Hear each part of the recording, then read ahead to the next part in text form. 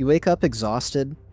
Before your feet touch the floor, your mind is bombarded by endless notifications, demanding obligations, and a quiet, gnawing dread that you are passively drifting through your own life.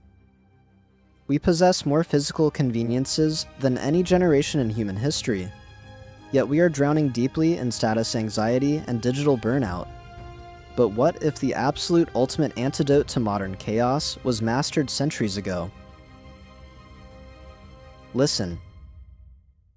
When we think of Rome, we immediately conjure images of sprawling territories, relentless legions, and marble monuments. However, the true, enduring contribution of Rome was not merely the physical concept of an empire. Empires had risen and fallen since the dawn of recorded history. The profound contribution of Rome was the idea of Rome, the belief that a Roman was any civilized human being, regardless of where they were born within that immense territory. It was the revolutionary concept that all pantheons, ideologies, and customs could exist within a superstate that was ordered and civilizing, fundamentally based on established duties and rights. Most importantly, it rested on the conviction that there is a natural law emanating from the cosmos and from human nature itself, a law that stands far above the arbitrary judgments of any temporary ruler. It was within this vast, cosmopolitan environment that Stoicism found its true home. From a historical perspective, the Stoic philosophy was born during the Hellenistic period, but it deeply consolidated and flourished during the Roman Empire. This was a unique era. Traditional Greek philosophy had begun to lose its purely metaphysical focus, pivoting instead toward the rigid study of the sciences. However, humanity quickly discovered a timeless truth. The mere accumulation of scientific facts and external data does not bring happiness to the human soul. The path that people desperately sought from that moment onward was that of a moral philosophy, a framework that idealized the life of the sage, deeply rooted in the daily, rigorous practice of virtue. Consequently, ethics, defined beautifully as the art of living, arrived to broaden the narrow paths of politics and religion. To live like a Roman emperor, in the philosophical sense, is to recognize that your true empire is internal. The ancient Stoics perceived the universe not as dead matter, but as a living, unitary, and infinite substance, from which all beings emerge in their vast multiplicity. They believed that the soul of the universe slumbers in the heart of the first fire, which is not a physical flame, but rather the igneous ether, the spiritual source from which fire, air, water, and earth successively emanate. This means that the first fire, or the spirit, resides intimately within all beings.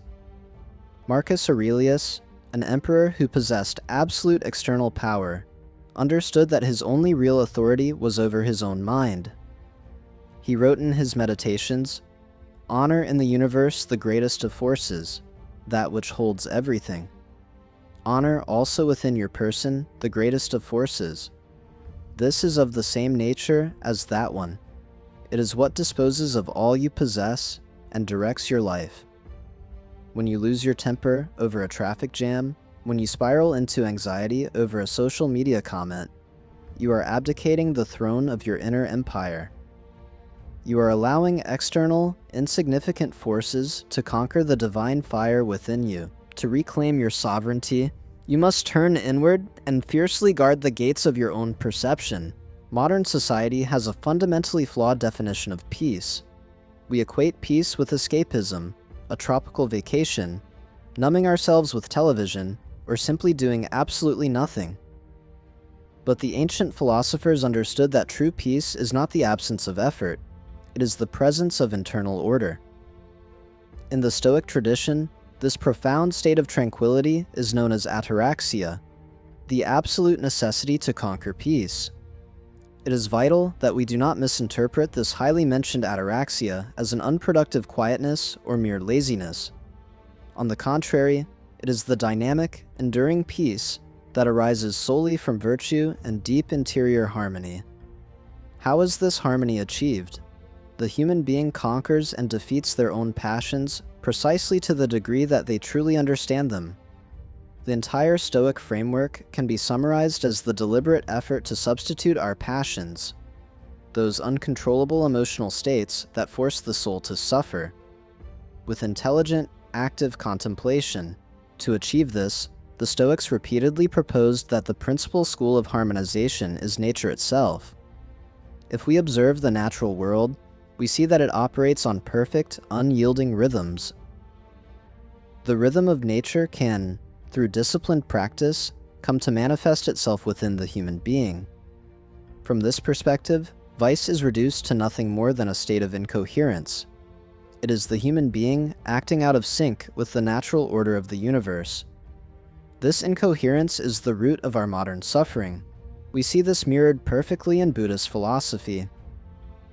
The very foundation of Buddhist teaching is the elimination and overcoming of pain.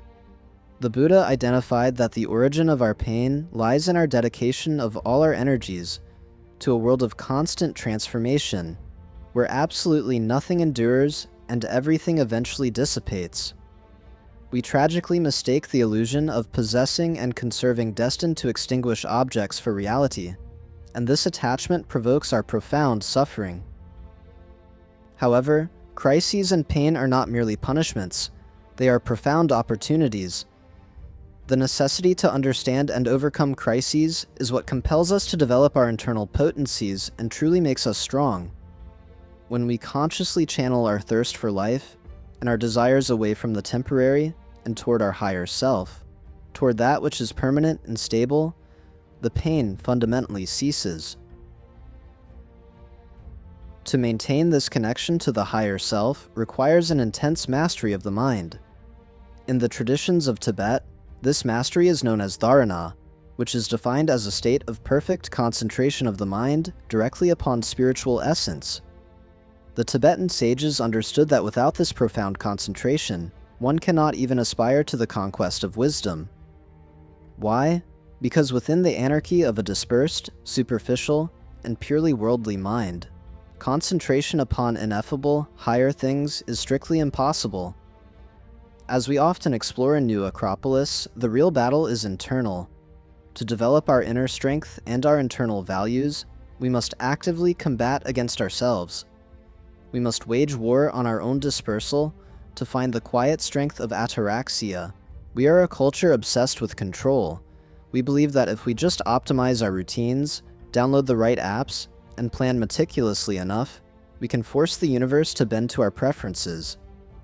When the universe inevitably refuses, we crumble into anxiety and despair.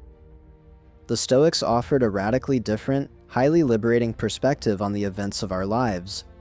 They observed that in absolutely everything that happens, we can witness the intricate play of a pair of universal forces: necessity and finality. There is a fundamental law that renders the facts of our existence strictly necessary, while simultaneously, there is a finality that converts those exact same facts into something deeply useful and imbued with purpose. What is this finality? The finality resides in the divine.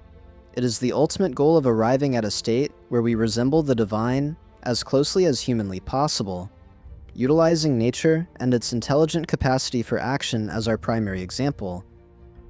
The slave-turned-philosopher Epictetus perfectly summarized how to interact with this reality. He taught, "Never ask that things happen as you desire, but rather desire that they be as they are, and you will always prosper." This is not a philosophy of defeatism. It is a philosophy of ultimate reality alignment. When a sudden illness disrupts your plans, when a relationship ends, or when a financial crisis hits, you are facing necessity. To rage against it is to suffer pointlessly. Furthermore, the Stoics held a fascinating view on human tragedy. They posited that what humanity routinely considers to be evil is, in reality, nothing more than a lack of knowledge. This ignorance inevitably provokes a reaction, a demand for the just and correct knowledge to emerge, even if that knowledge must be painfully acquired through the vehicle of suffering. Therefore, true freedom is not the ability to do whatever your fleeting passions dictate. True freedom is the profound power to uniform your human will with divine necessity. As the Stoic maxim declares, "Free is he who freely obeys what necessarily happens." To live freely is to learn how to navigate the complex maze of our existence. We can understand this through the universal myth of the labyrinth. The labyrinth symbolizes life itself, complete with all its terrifying trials. The center of the labyrinth represents our ultimate objective. It is the exact place from which our internal conflicts are resolved and true light is found, leading to a vertical exit.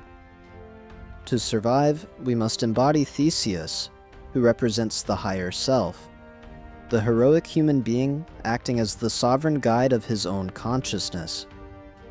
We are tasked with defeating the Minotaur, the beast within us that symbolizes blind, formless matter, utterly devoid of intelligence and direction.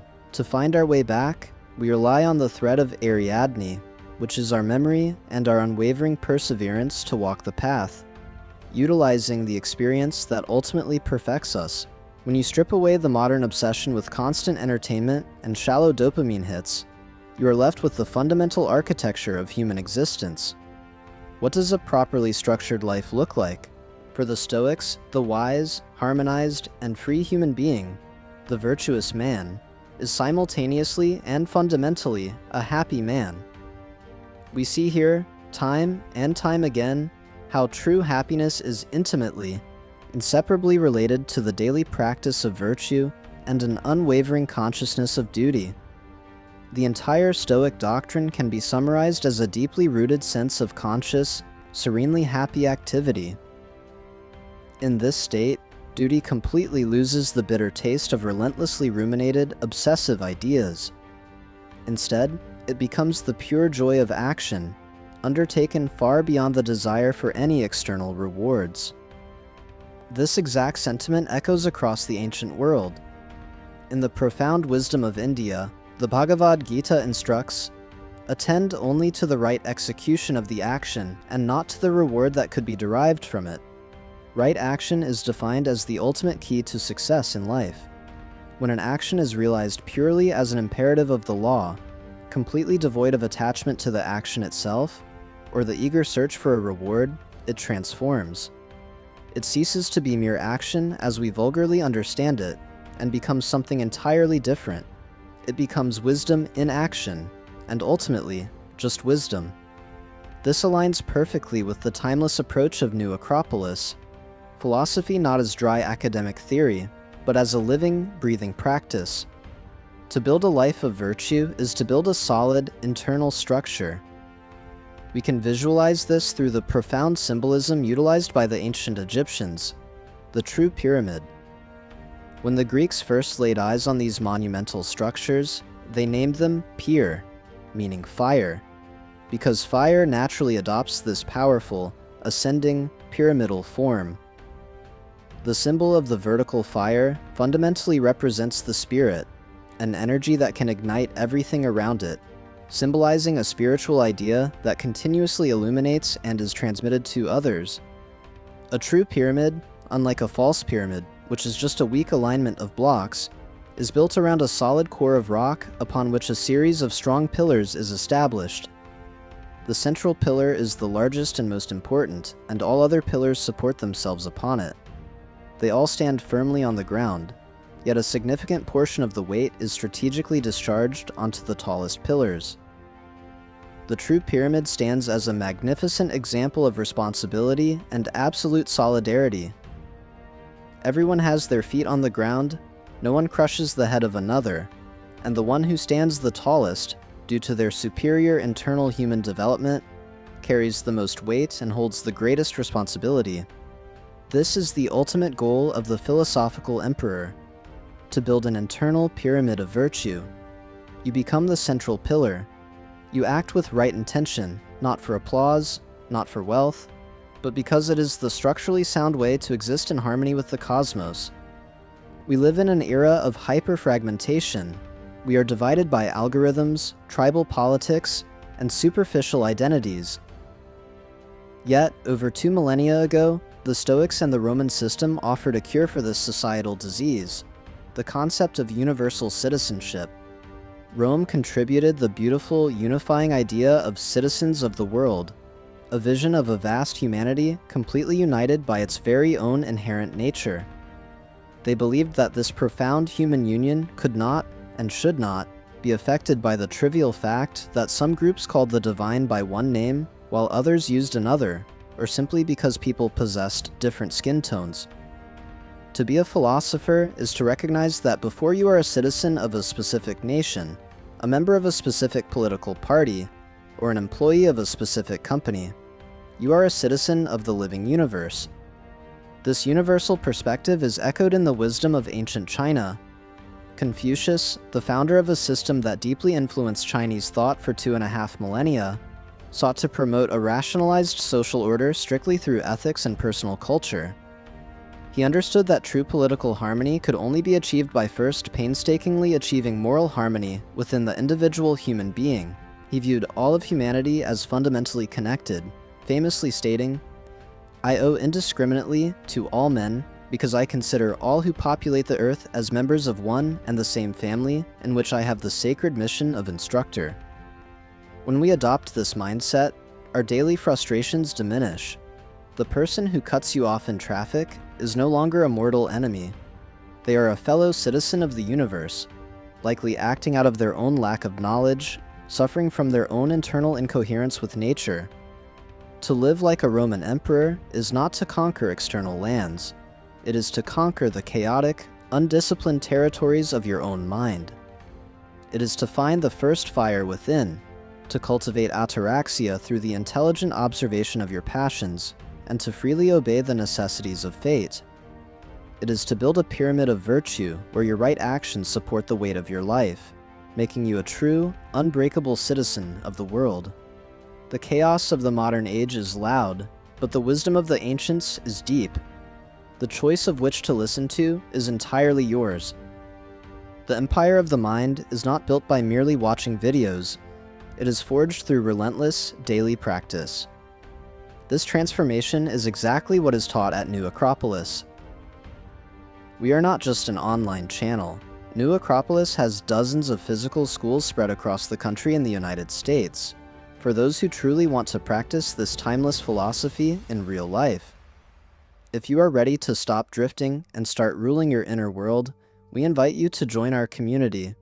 Please like this video, subscribe to our channel for more practical wisdom, and check the links in the description below to find a New Acropolis branch near you. Claim your freedom, master yourself. Build your empire today, one disciplined thought at a time. Thank you. Goodbye.